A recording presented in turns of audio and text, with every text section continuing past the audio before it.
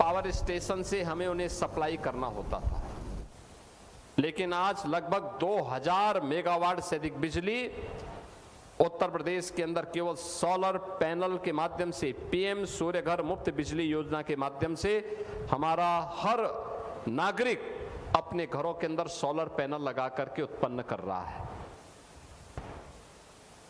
उत्तर प्रदेश ने पिछले 9 वर्ष के अंदर इस दिशा में बड़े कदम बढ़ाए। हम आज के दिन पर उत्तर प्रदेश के अंदर जो कार्य कर रहे हैं उसमें हमारा लक्ष्य है कि अगले 2-3 वर्षों के अंदर उत्तर प्रदेश 20,000 मेगावाट तक के रिन्यूएबल एनर्जी के लक्ष्य को प्राप्त करे। अब तक हम इस दिशा में तेजी के साथ आगे बढ़े हैं। 6,000 मेगावाट से अधिक की बिजली आज के दिन पे हम रिन्यूएबल एनर्जी से प्राप्त कर रहे हैं। तेजी के साथ लोगों के मन में ग्रीन एनर्जी का भाव आया है। इसके स्रोत सोलर एनर्जी तो है ही, साथ साथ पराली भी है। अन्नदाता किसान की अतिरिक्त आमदनी के साथ साथ वह जलाए ना, उससे हम पॉल्यूशन ना पैदा करें, बल्कि उसको हम बांध करके उसकी गठरी बना करके अगर हम सीबीजी प्लांट तक पहुंचा लें तो वहां पे सीएनजी भी इससे बन सकती है, कंप्रेस्ड बायोगैस भी बन सकती है और इथेनॉल का निर्माण भी हो सकता है। उत्तर प्रदेश के अंदर इथेनॉल ब्लेंडिंग की पॉलिसी लागू होने के बाद, देश के अंदर लागू होने के बाद सबसे ज्यादा इथेनॉल उत्पादन वाले राज्य के रूप में उत्तर प्रदेश स्थापित हुआ है। इसने हमारे शुगर इंडस्ट्री को आत्मनिर्भर बना दिया है। मुझे याद है 2017 में जब हम लोग आए थे उत्तर प्रदेश के अंदर, इस क्षेत्र में निराशा थी, हताशा थी, लोग भयभीत थे। वर्षों से गन्ना मूल्य का भुगतान नहीं हो पाया था,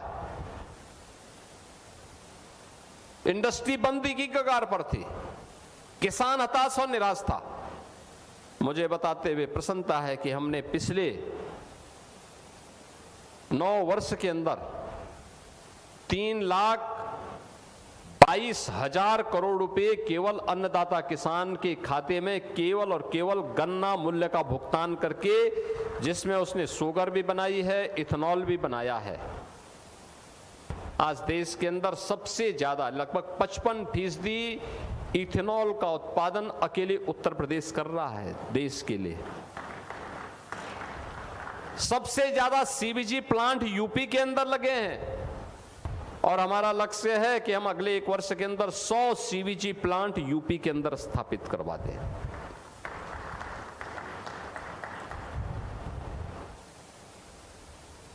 मुझे प्रसन्नता है कि सेल के द्वारा यहां पर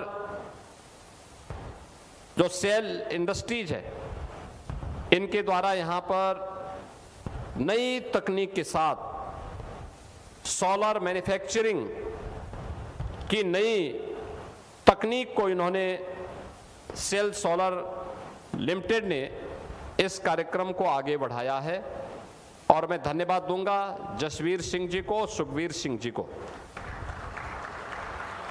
मुझे याद है जब यूपी के ग्लोबल इन्वेस्टर समिट के पहले हमारे वित्त मंत्री जी के माध्यम से श्री सुखबीर सिंह जी ने संपर्क किया और वित्त मंत्री जी लेके आए। उन्होंने कहा कि ये निवेश करना चाहते हैं लेकिन कितना करना चाहते हैं बता नहीं रहे।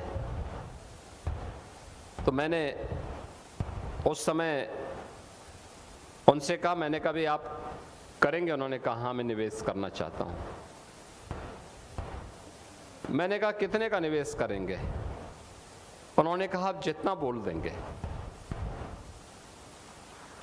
मैं भौचक था, मैं मानता था कि 100 करोड़, 200 करोड़, 500 करोड़ तक कोई व्यक्ति बोलेगा। तो तो मैंने खन्ना जी की ओर देखा, खन्ना जी ने कहा कि आप जितना बोल देंगे उतना ही कर लेंगे। सिंगल विंडो की सुविधा इनको चाहिए, अनावश्यक हस्तक्षेप के बगैर ये निवेश कर सकें, नई तकनीक के साथ आएंगे, निवेश करेंगे।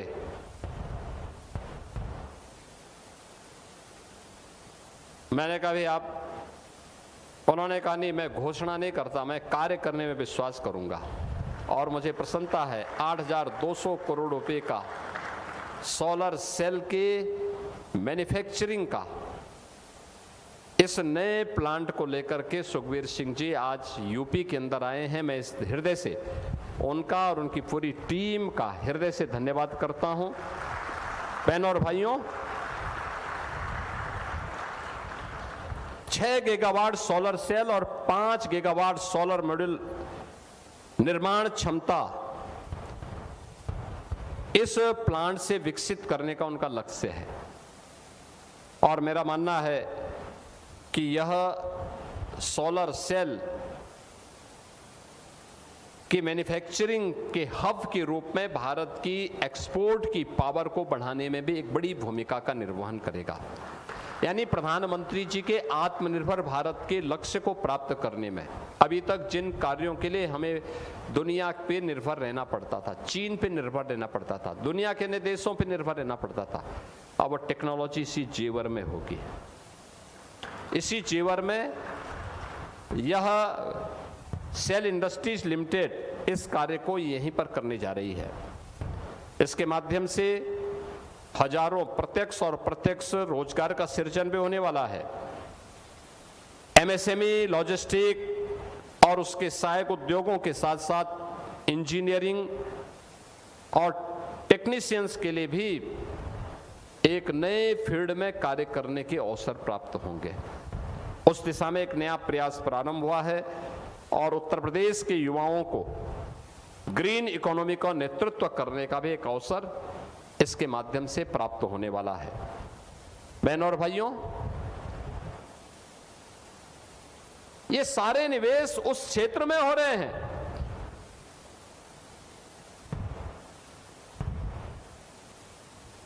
जो जेवर कहलाता है। आज से 9 साल पहले जेवर नाम का जेवर था, लेकिन वास्तव में जंगल राज था, जंगल राज।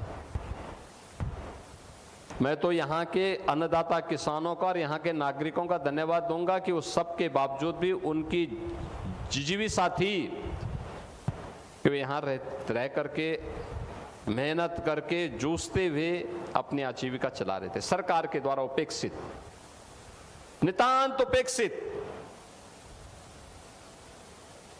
अपराध का गढ़, कोई सुनने वाला नहीं।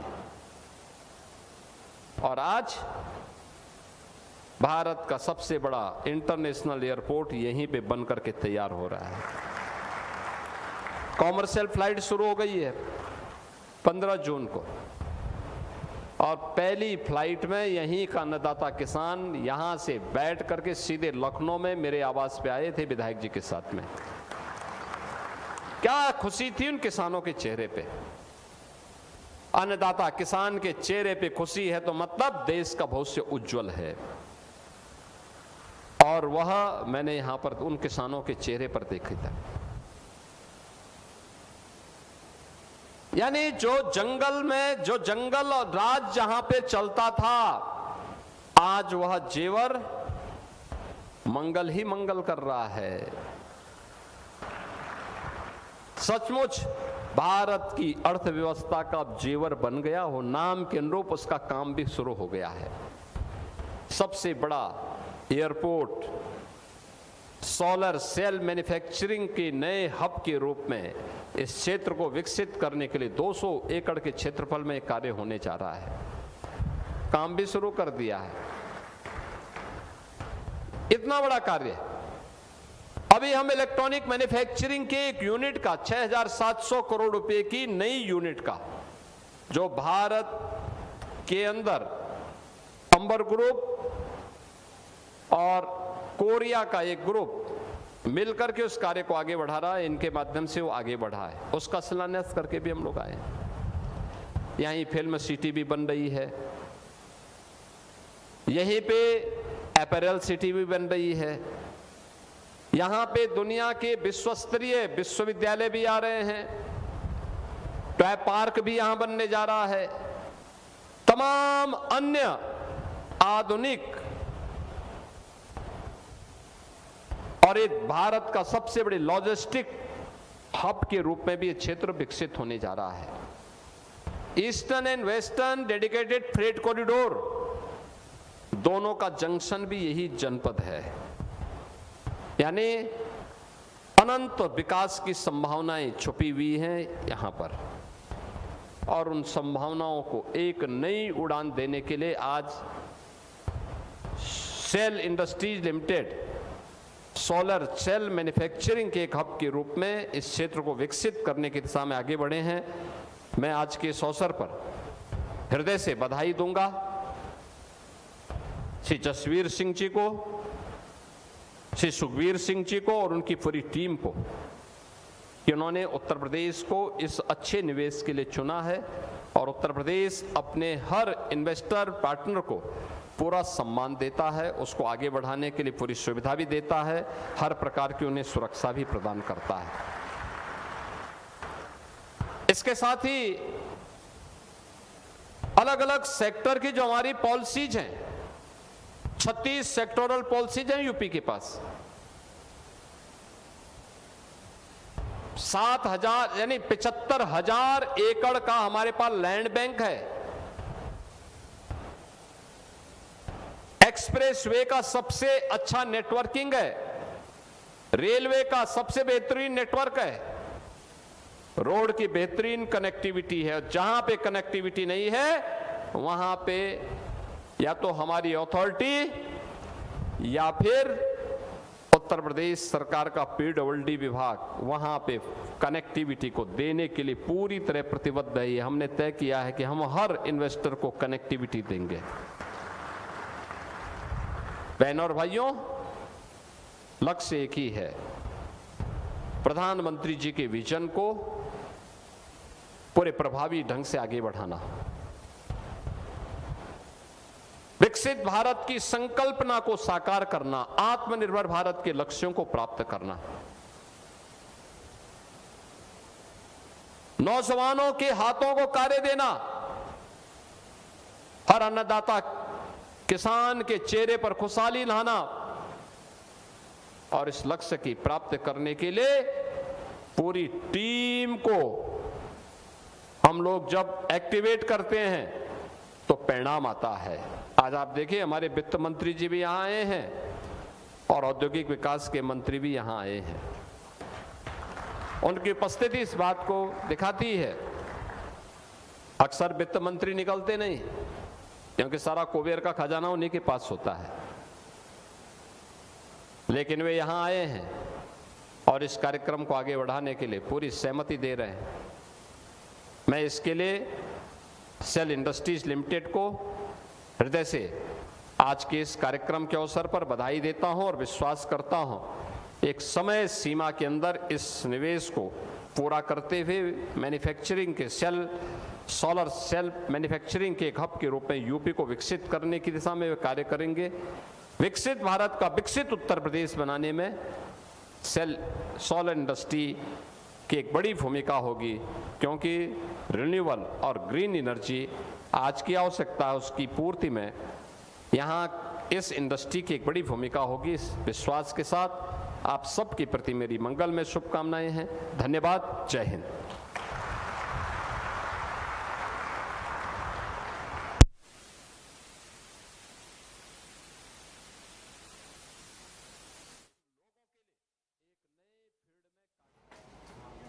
उत्तर प्रदेश के मुख्यमंत्री योगी आदित्यनाथ को सुन रहे थे आप, जहां सीएम योगी आदित्यनाथ ने आत्मनिर्भर भारत और आत्मनिर्भर उत्तर प्रदेश का जिक्र किया। उन्होंने बताया कि किस तरह प्रधानमंत्री नरेंद्र मोदी के नेतृत्व में देश आत्मनिर्भर बनने की दिशा में आगे बढ़ रहा है।